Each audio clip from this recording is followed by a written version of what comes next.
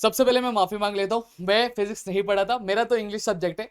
Physics की बात आई है तो आप सभी जैसे जानते ही है, P for physics, P for Pradeep sir. तो यहाँ पे प्रदीप सर का हम स्वागत करेंगे, प्रदीप सर को बुलाएंगे। तो यहाँ पे प्रदीप सर आ चुके हैं। इसी को बोलते हैं कि अपने ही प्लेटफॉर्म पे कब्जा करना। हाँ। मेरा ही प्लेटफॉर्म, मेरा ही स्वागत हो रहा है। वाह वाह वाह वाह, इसके लिए एक बार कमेंट चलना चाहिए। सो और ये सभी स्क्रिप्टेड था गाइस। पहले बता देना चाहता हूँ, इसका कोई हाथ पैर नहीं है। तो मैं बताना चाहूंगा गाइस, सबसे पहले कमेंट बॉक्स में मुझे ये लिख के बताओ कि आपके कितने फिजिक्स के चैप्टर हो चुके हैं, कि नहीं हुए हैं, कि अभी तक आपने बुक भी नहीं देखा है, और एग्जाम कितने तारीख से आप सभी का है। तो ओमकार सर, आपके जो भी क्वेश्चंस है, आज आपको फिजिक्स के बारे में कुछ नहीं पता तो आप ज्यादा अच्छा पूछ सकते हो। अब सर जैसा, अब मुझे, मैं हर साल 12th का सुनता हूँ कि फिजिक्स का गड़बड़ होता ही है, पेपर अलग ही आता है, बच्चे डेरे से में रहते हैं। तो 11th में अगर एक बच्चा है, ठीक है, उसका फिजिक्स कुछ भी पढ़ के एक नहीं में हुआ है। बहुत सारे बच्चे हाँ हैं मतलब सर। बहुत सारे बच्चे हैं, हाँ। ठीक है, बहुत सारे बच्चे, उनका फिजिक्स कुछ भी पढ़ के नहीं बच्चियां हुआ भी है। है। बच्चियां भी। बच्चियां भी तो अगर उनका फिजिक्स कुछ भी पढ़ के नहीं हुआ है, तो लास्ट टाइम पे ऐसे कौन से चैप्टर्स करनी चाहिए, क्या क्या चीजें करनी चाहिए। और एक और चीज है कि अगर न्यूमेरिकल्स अगर नहीं आता है, सर, ठीक, एक एक करके क्वेश्चन अच्छा, पूछेंगे, बहुत सारे तो क्वेश्चन सबसे पूछेंगे। पहले सर कौन से चैप्टर्स करनी चाहिए और क्या चीजें करनी चाहिए। ओके गाइस, देखो, P for physics, P for Pradeep sir. And अगर पी फॉर पछतावा भी होगा कि मैंने साइंस क्यों लिया, अगर सही टाइम पे सही डिसीजन नहीं लोगे, तो अगर सही टाइम पे सही डिसीजन ले लिया तो पी फॉर प्यार भी हो जाएगा फिजिक्स से। सो अगर मैं आप लोगों को बोलूंगा, और ये डिसीजन थोड़ा पहले लेना चाहिए था, अभी आपका यही एम होना चाहिए भाई, कैसे ना कैसे करके 11th निकल जाए, देन 12th में। और बताना चाहूंगा यार, बहुत सारे रूल्स है जिससे बच्चे 11th में वो रेशियो नहीं होता जो 9 से 10th में रहता है। तो 11th का पासिंग परसेंटेज का रेशियो बहुत ज्यादा होता है। बस कुछ केसेस को छोड़ के, जो आपने हद से ज्यादा नेक्स्ट लेवल का कारनामा कर दिया है कॉलेज के अंदर, तो कुछ हो सकता है, तो कुछ गड़बड़ हो सकता है, बाकी 11th से आप निकलोगे ही। फिर भी गाइस, अभी आपको क्या करना चाहिए, मैं सबसे पहले चैप्टर बताऊंगा, देन इसके बाद वेटेज भी मैं आपको बता देना चाहूंगा। साथ में वेटेज भी मैं बता ही देता हूँ ओमकार सर इनको। तो देखो, थोड़ा नीचे नीचे ओमकार सर, नीचे लेके आ जाओ। हाँ। सो गाइस देखो, आपको 11th का ये टोटल मिला के फिजिक्स 1 और फिजिक्स 2 मिला के टोटल 14 चैप्टर है। एंड 14 चैप्टर के अंदर तो मैं तो आपको सबसे पहले क्लियरली बताऊंगा, देखो, अकॉर्डिंग टू रूल अगर हम जाते हैं, जो फाइनल एग्जाम होता है उसके अंदर ये टोटल 14 चैप्टर आना चाहिए।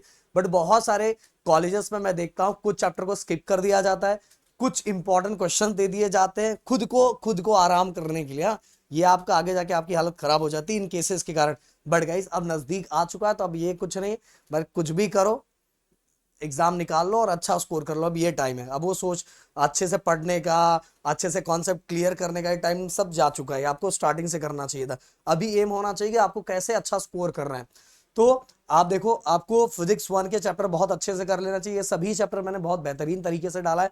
इवन गाइस, डिटेल भी डाला है, वन शॉट भी डाला है, वेरी शॉर्ट भी डाला हुआ है, वो भी देख लेते तो भी आपका काम हो जाएगा। एंड गाइस, फर्स्ट, बहुत सारे बच्चों को सेकंड बहुत डिफिकल्ट लगता है, पर मैं बोलना चाहूंगा एक बार मेरा वीडियो जरूर देख लेना।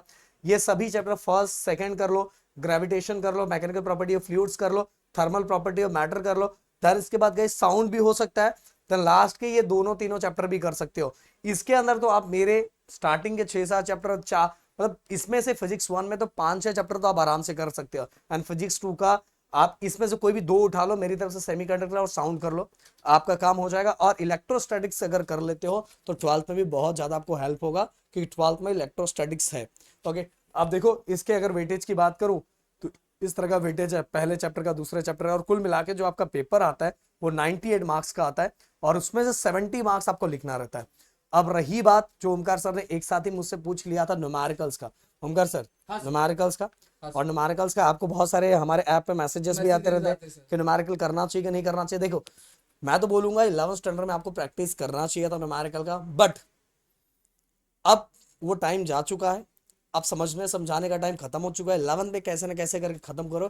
12th में प्रदीप सर है, अपने पास बहुत सारे ऑप्शन, हमारे ऐप पे भी लेक्चर्स आएंगे, ऐप पे भी लेक्चर्स हैं। देन इसके बाद हम खुद यूट्यूब पे भी चीजें हैं, तो आपको बहुत सारे, इवन ऑफलाइन भी है, तो बहुत सारे ऑप्शन है। तो अभी न्यूमेरिकल्स की बात अगर अकॉर्डिंग टू रूल्स में चलो, जैसा रूल्स हमारा कहता है, और ये नोटिफिकेशन मेरा नहीं है, ये खुद का बोर्ड का ही नोटिफिकेशन है, समझ में है। तो अगर मैं रूल के अकॉर्डिंग चलूँ तो थोड़ा, हम कर सर, ये थोड़ा स्क्रीन लगता है हमें बदलना पड़ेगा, और पैसे आएंगे तो बदलेंगे अपन इसको। तो एक स्टूडियो ही बड़ा बना देंगे, 2 स्टूडियो बनाएंगे, एक नहीं 2।